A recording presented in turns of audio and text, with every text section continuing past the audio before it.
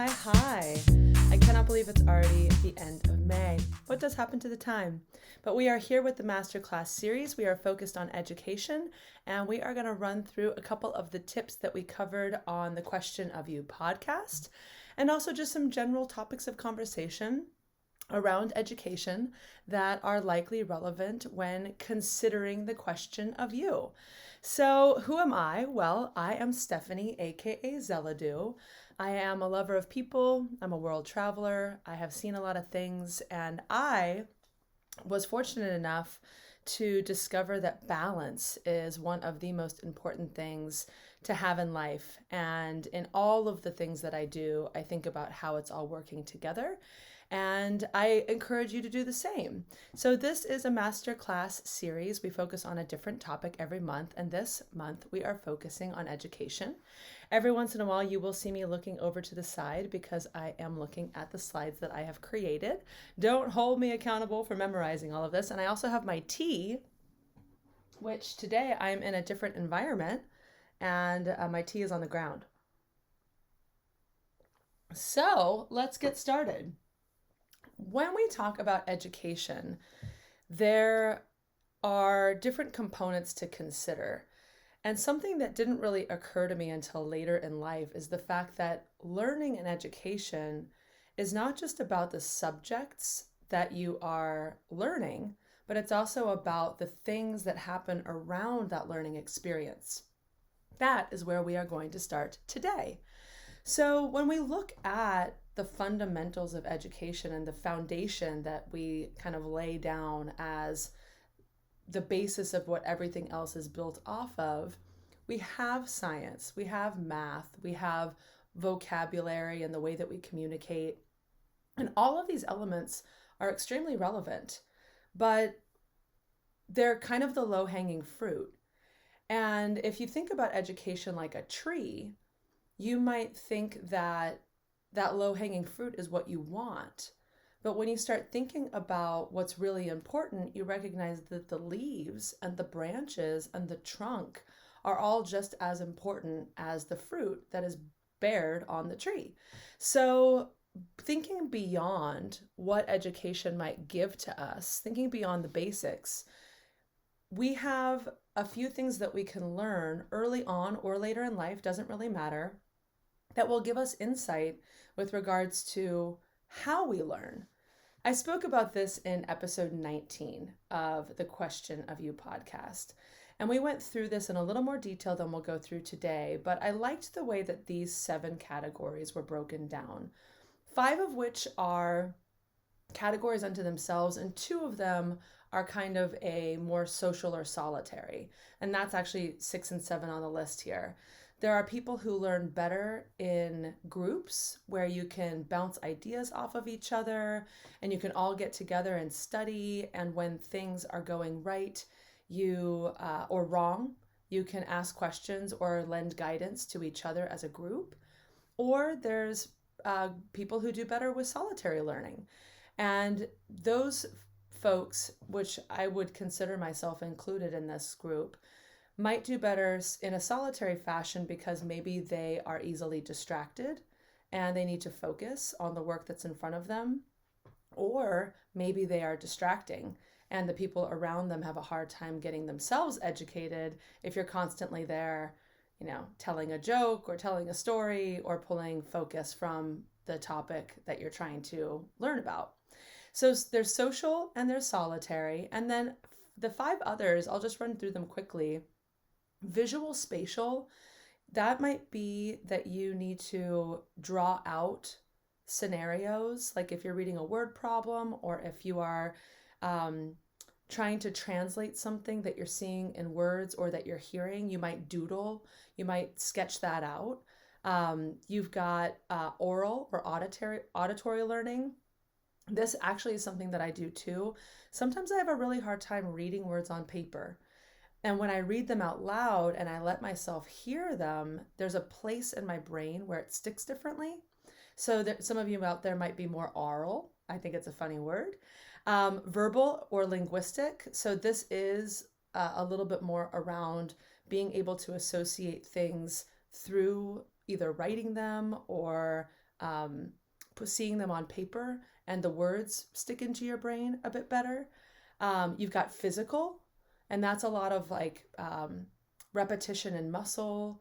If you're into sports, if you're really good at remembering how to do things like a run, skip, or a hop, 6, 7, 8, or dancing, choreography, a lot of that is more physical learning.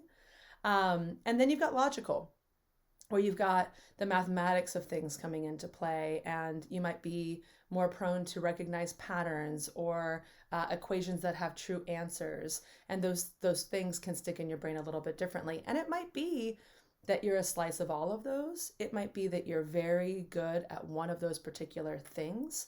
But it is good while you're going through the learning process to be open to recognizing what kind of style suits you best in the environment that you're in, and to set yourself up for success. And it might not just be in the classroom, because sometimes the classroom is a little more limiting.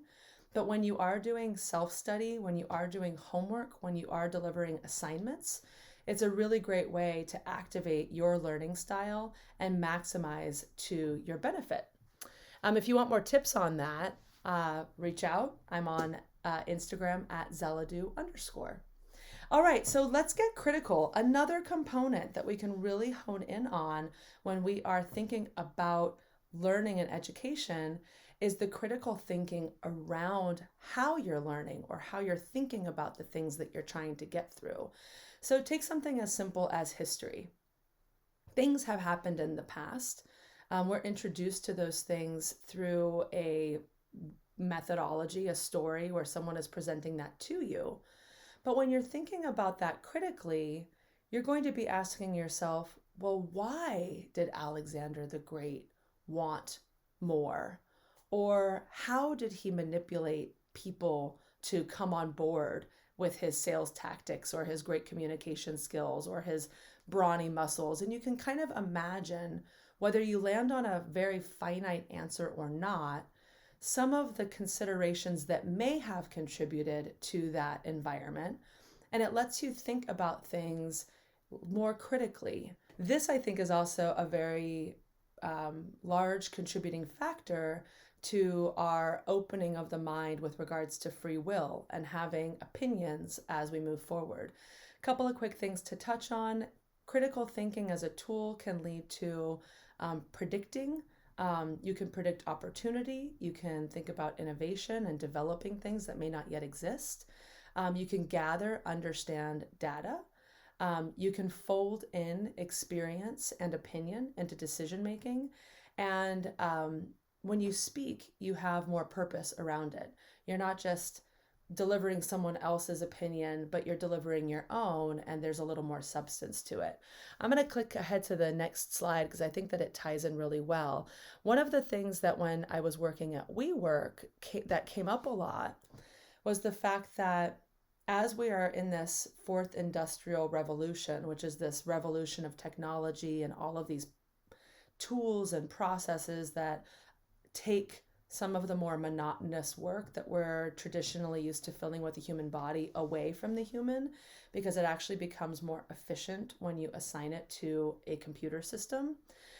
Those jobs oftentimes are more task-based because computers, and heaven, fingers crossed that we keep it this way because I'm not ready for Terminator yet, but computers are not smart. They're not smarter than people. They can compute things that are pattern-based or data-based or processing-based faster than humans and with far less error. But when it comes to knowledge-based, a computer is a long ways away to coming up with a really good idea that takes a bunch of considerations into play. So when you're looking at task-based, and not all task-based jobs are going to go away, they're certainly not within the next 100 years. But there are less of them, and you need to be better at them to be able to hold on to the jobs within those fields.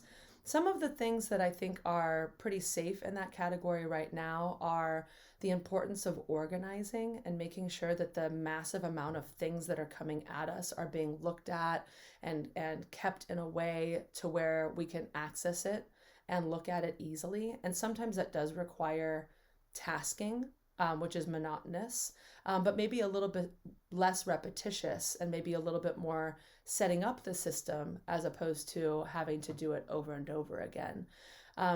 Keeping things clean, making sure that the environment that we're in is well maintained, landscaping. We don't have robots yet that are trimming the trees. We don't have, at a large scale, people who are robots that are diagnosing buildings or helping the oil get put in the right place in the elevator. So for right now, this blue collar work, as we call it, is still safe. But as we move forward in time, there will be less and less of those task-based jobs. And so it's important for you, if you're working in that field, auto mechanics, people who are solutions oriented with their hands and their intelligence, that you're good at it and that you're studying and you're developing your skill set. With knowledge-based work, this is something that has a very large category of growth that we've seen. And, we're talking about pivoting on almost every system that exists in business, whether that's education, whether that is actually the operations of business, the satisfaction of stakeholders, the satisfaction of workers and employees. The way in which we create at this point, because we've escalated at such a high level as a human race, is knowledge driven. And there are going to be jobs available for anyone who is good at that critical thinking, problem solving, identifying a potential solution to something. And it may or may not be the right answer, but the fact that you can come up with a potential solution is going to be very valuable as we move forward in time. So with that said, moving on, there's plenty more to find on knowledge-based and task-based work as we move through time. But keep that in mind. And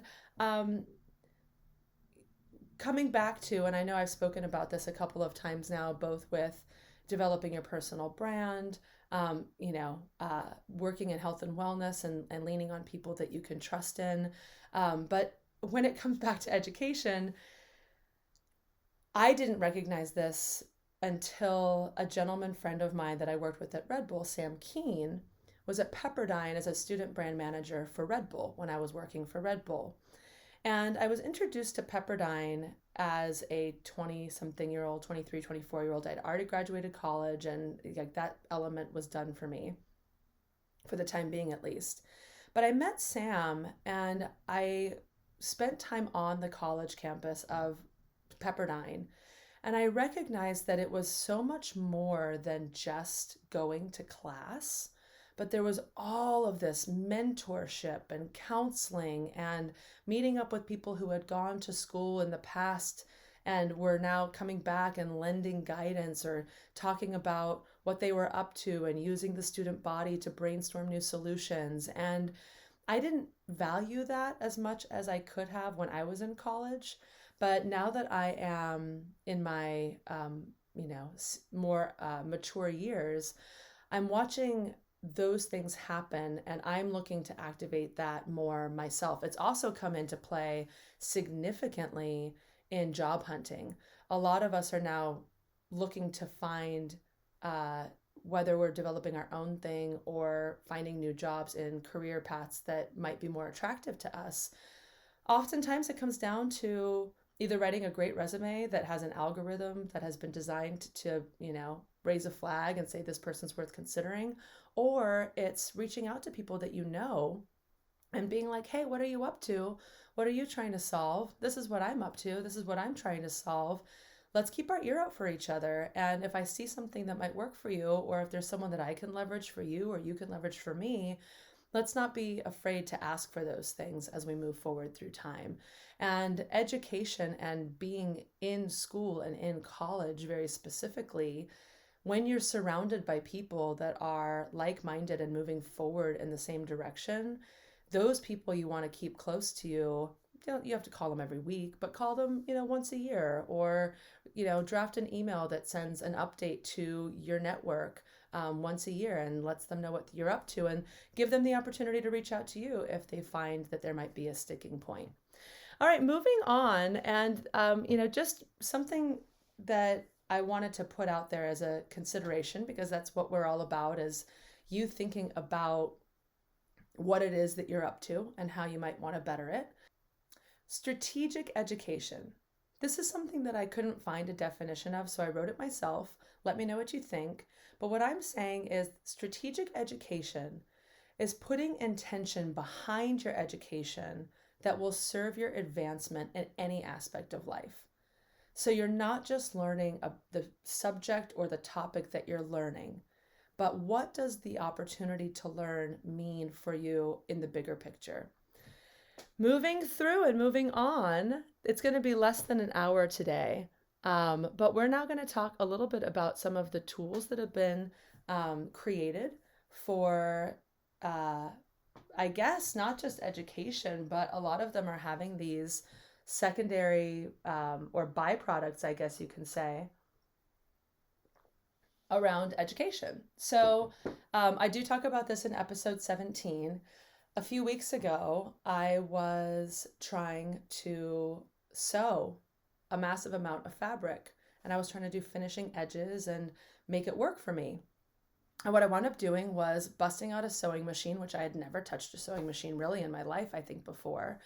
And I went to YouTube University and I looked it up. And what I like about YouTube University, or this, advanced way of using tools to bring information to us, is that before it was manuals or books. And I don't know who writes manuals or books with specific regards. Like, I don't know who does the IKEA furniture manuals. I don't know who does most manuals. But I don't think that they went to school for manual writing. And sometimes I find myself frustrated and confused because they're not speaking my language. And on YouTube University, or on blogs or on forums, these specific how-tos can accelerate what I'm trying to accomplish. Like if I type in how to set up a sewing machine, it's going to drop like 15 options right in front of me. And I'm going to be able to go to the one that speaks to me most. And I might start watching one and maybe it doesn't work for me and I drop it and I go to the next one. But I find that it's a more valuable way of spending my time when I'm trying to solve a specific how-to. So looking for those blogs, looking for those forums, looking for the pieces that have live links that might take you to a software download, be wary, because you can go into forums that start being hyper conversational. They can get ugly. We can get caught up in this black hole that diverts us from our original objective. But for the most part, when you're looking for things, especially that are mainstream, like how to install a sprinkler head, something else that I did recently, or what is a non-fungible token, you can learn a lot specifically if you type that in online, and it will help you advance your intelligence around those topics. Generically, or when you're looking for generalized perspective about, again, going back to kind of the critical thinking or the strategy behind things, there are a lot of really great books. There are a lot of really great TED Talks. And there are experts out there that you can use and leverage. Never be too proud to say, I would rather learn from someone else who's already done something similar to what I'm doing. Because when you are stubborn and proud and you're demanding to learn it from the ground up, you might be missing out on opportunities to accelerate. And these days, there are so many opportunities to do so many things. And it might even just be like a weekend of not working. But if you can get there faster, or if you can get there with a little bit more consideration and a little bit more perspective that might help you understand how you feel about it or how you become the expert at the topic, don't hesitate to reach out and find solutions that are already out there. And again, books, TED Talks, they are ready and waiting to find you. I'll tell you a quick story. I do talk about this with a little bit more detail in episode 19 of The Question of You, but I want to talk about Willie Ortega for a moment. He was living on the streets in Venezuela. He did not have a formal education or even a way of getting education, because Venezuela has been, if you guys don't know, in a really bad way for a long time. There's been major political plays, and these families empowerment, or in power, were letting it go to their heads, and they were making really bad deals on behalf of their people, and they were just really focused in on greed and power and everything from drugs to, grabbing people who had opinions and putting them into prison. And there was a revolution, and it's still going on to this day, but Woolley found himself living on the streets without a way to get smart that was like set up for success the way we have here in America and the way that most places are set up in the world. And so he had to find a way to be motivated to be educated, to become more educated. And what wound up happening for him is he actually was introduced to an internet cafe. And this internet cafe was, I don't even know, 5, 6 computers, maybe how I imagine it. And there was a shop owner who was running the facility, and Woolley would come in, and anytime he could scrap up some money, he would come in and he would spend time surfing the web and being introduced to all of these things, YouTube University. And the shop owner caught on to the fact that Woolley was a familiar face, and he said, hey, yo, you're navigating this really well. Do you want to work here in exchange for free screen time and maybe a couple extra bucks? I'm not sure about the details. And Woolley was like, yes. And he was able to have as much screen time as he wanted in exchange for his work. And he wound up becoming this unbelievable violin player. And he was able to take that knowledge that he had put into himself, get what he needed, which was a violin and his mind, and educate himself to become not only a person who was capable of doing a new skill, but he then wound up utilizing it as a tool, a peaceful demonstration tool on the front lines. And he became recognized internationally for the work that he was doing as a peaceful protester in Venezuela. And now he lives in New York, where he continues his education and continues, his pursuit of knowledge. And he's learning English. He's much better at English now.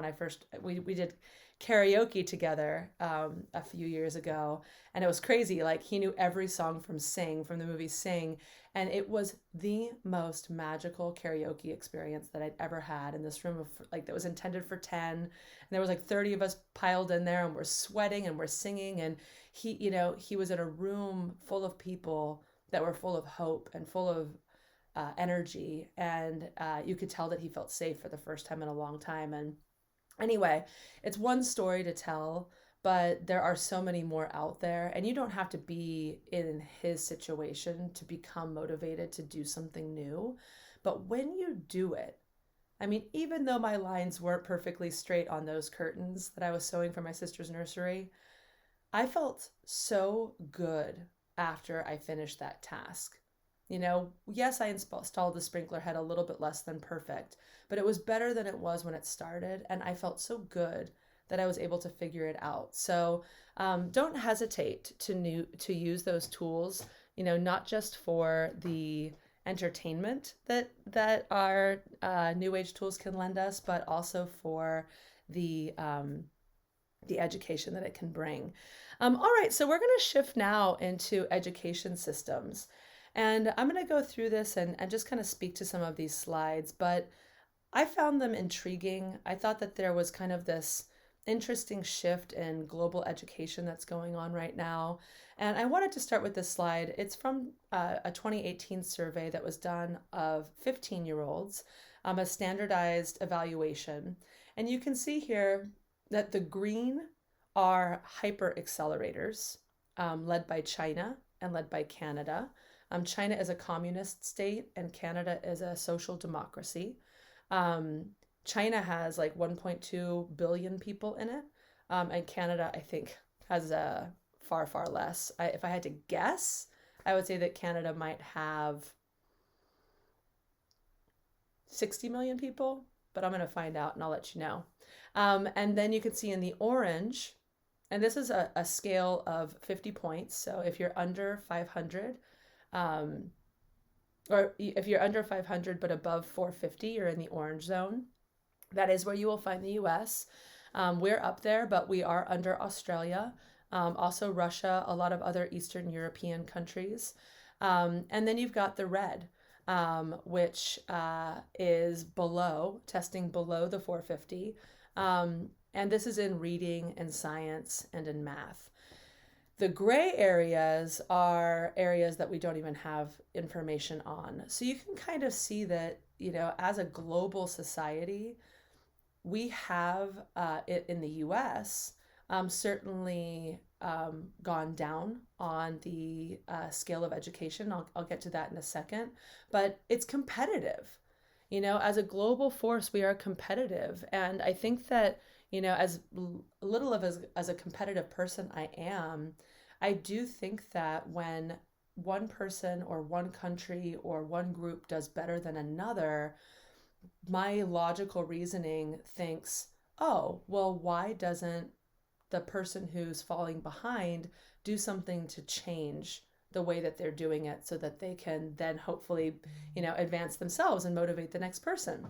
So, with that said, 70% of the people who are working today with jobs have a higher level of education. And these next few slides that I go over will project some of the things that are happening now and some of the things that are happening in the future. But when you look at the opportunities that we have here in the United States, you can see here, this is a social science university chart that I just thought I'd throw up here. We dominate.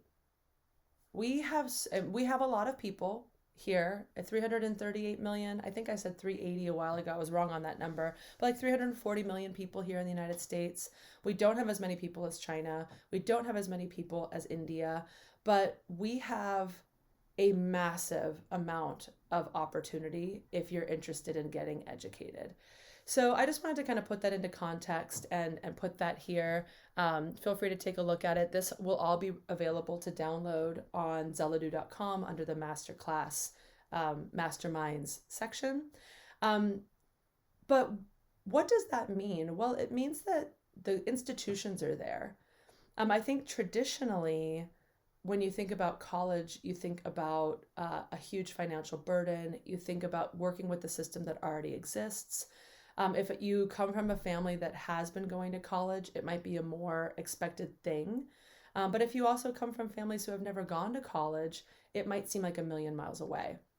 And I do think that this American Families Act that was introduced during the State of the Union a few months ago is a really interesting way of applying kind of what I just said, right? Back in the day, at the early 20th century, we institutionalized education. We made it something that everybody had access to, but it was focused on kindergarten through the end of high school. And with the way that things are developing now and with the way that other countries are developing, keep in mind that a lot of these other countries do not have the same population that we do. So it's a little, and they're hundreds, if not thousands of years older than we are. So we're working in a very unique dynamic here in the US. But with the America's Family Plan, or American Families Plan, we are looking to do exactly that, which is saying, hey, we need to get more in education under our belt, and we need to introduce the opportunity for education to more people so that they are able to succeed and compete on a global scale. So what are we looking at? Well, a couple little things. And this is a clickable link. So on the PDF, you can click on this, or you can just look up the American Families Plan and it'll pop all of this up. It's straight off of the government page. But what we're looking to do is three things. Number one, looking to put 3- and 4-year-olds into educational programs in pre-K. We are looking at making community college free for 2 years post high school graduation, where you can get a lot of your GEs done. You can get, the mindset and the motivation of being in and around adult education, which is a different kind of environment to be around. And we're looking to educate and prepare teachers for what is coming in the future. And that could be getting teachers involved in more technology. That could be diversification of the teacher base. That could be, what I would love to see is forgiveness of teachers' debt when they are going through school and then having to go into low-paid jobs to deliver.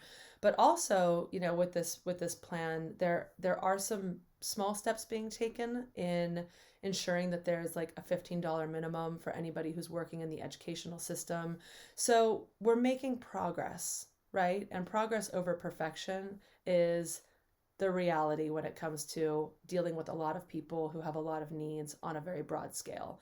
But I think that the American family's plan is a step in the right direction. It will be costly. I do hope that good minds are behind the budgeting and behind the operational rollout of the system.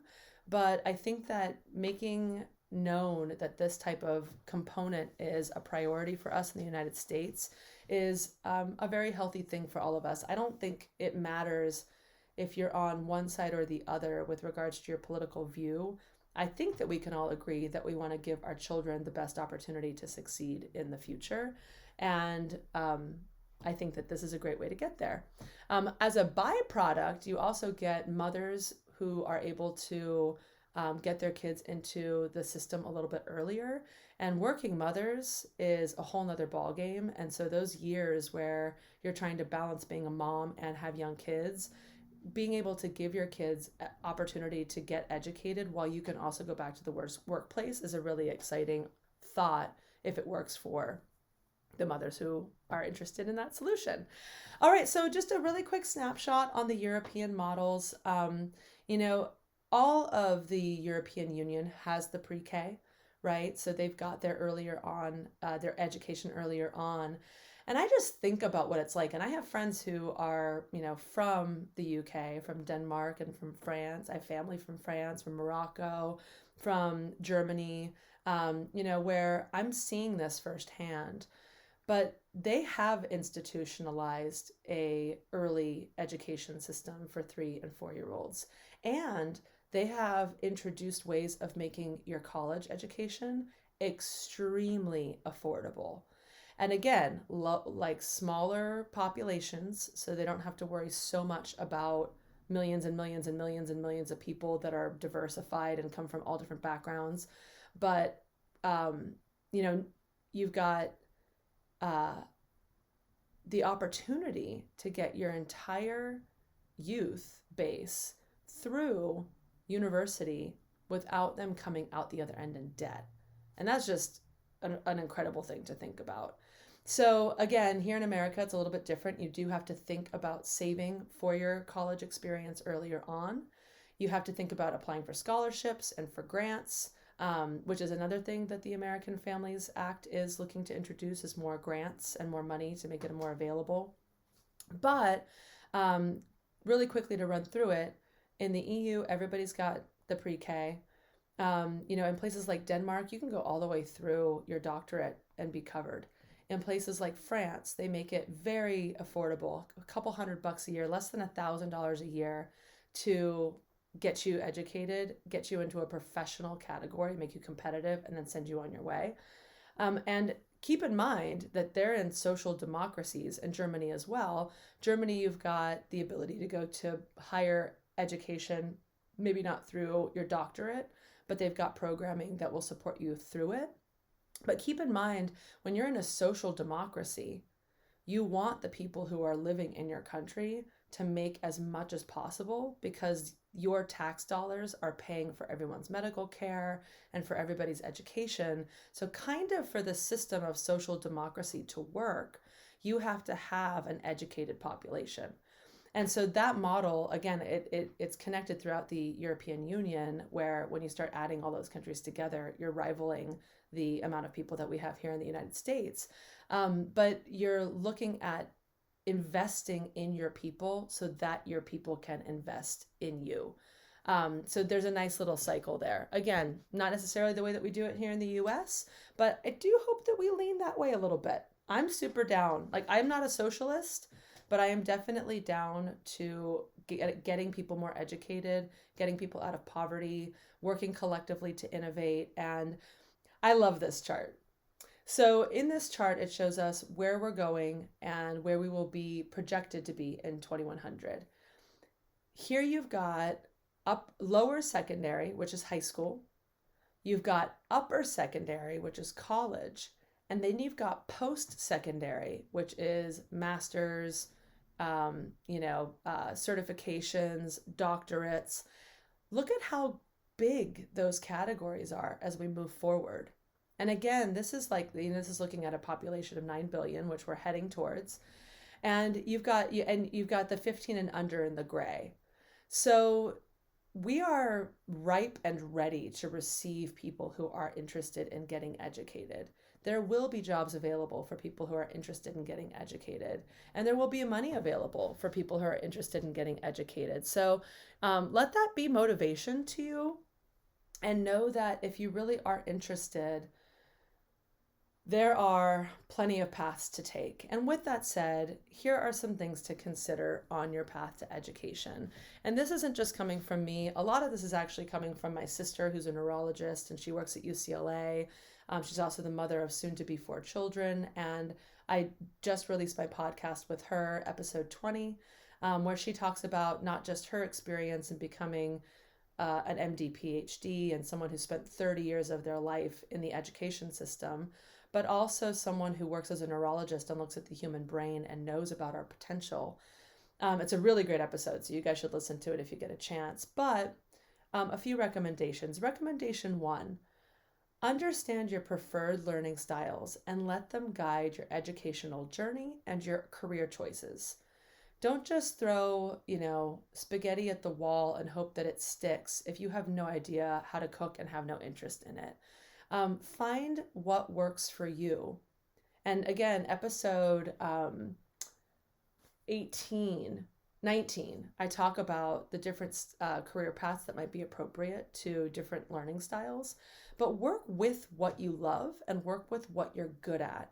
And let that guide you in the decisions that you're making. Don't necessarily make the goal of making $1 million by the time that you're 30 be your goal, if getting there seems like a total drag.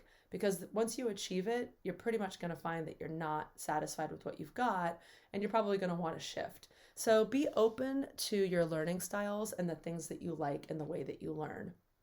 Recommendation number 2, and this is from my sister, I love it. Set a goal, progress towards it, and remain open to pivot as you learn along the way. Be open to where you land.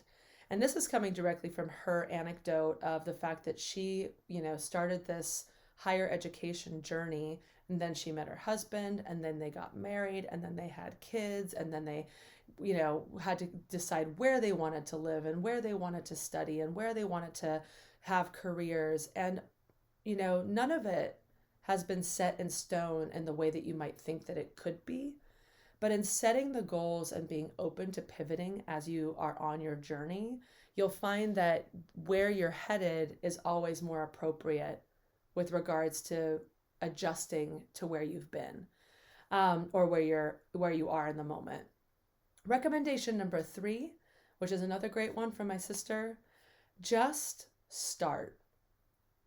She said in the podcast, in a year, you'll look back and you will have gained knowledge, you will have refined your skills, and you will have answered curiosities. She talks about a man who's 50 who might be wanting to develop, or a person who's 50 who might be wanting to develop their 3D spatial, coordination. And in order to do that, the first time you take your drone out or the first time you take your model plane out, you're probably going to crash and burn. But you get out there and you challenge your brain and you challenge your mind to continue learning and getting better and better at something. And then you do it and you do it again and you do it again. And just starting and not giving up will allow you to get better at it. But if you don't treat your brain in the same way as which you treat your body, if you're trying to lose some weight or whatever, build strength, you're never going to get anywhere. So just start. And then I turned this last one into a quote because I do find that there's a lot of merit in it. And I think as human beings, oftentimes we can get into our own way so easily. So she actually left off with, focus on the opportunities over the obstacles. Don't get in your own way and decide what the answer is before you even start. Everyone has a unique way and everyone has a unique set of daily challenges and things that they can deliver on. And when you look at what it is that you're trying to achieve in your educational journey, if you can focus in on the things that you like, the things that you're excited about, over the things that you never had a chance to do or never had a chance to learn, you'll find that you'll be your own best advocate in the journey that you're on. That's it for me. I hope you've enjoyed this Masterminds episode on education. Please follow me. And I'm on Instagram at Zelladu_. You can also find all of these materials at Zelladu.com. If you like the song that's playing and creeping in now, it is an original song by myself and my other sister, Sea Love, and you can download it on Bandcamp or find it on SoundCloud, where you can also find all of my podcasts as well. And we will see you next month. I'm not exactly sure what the topic will be yet, but I am confident that it will be a spicy one. All the best on your journey, and remember that all of the things that you do will be true if you never stop asking the question of you.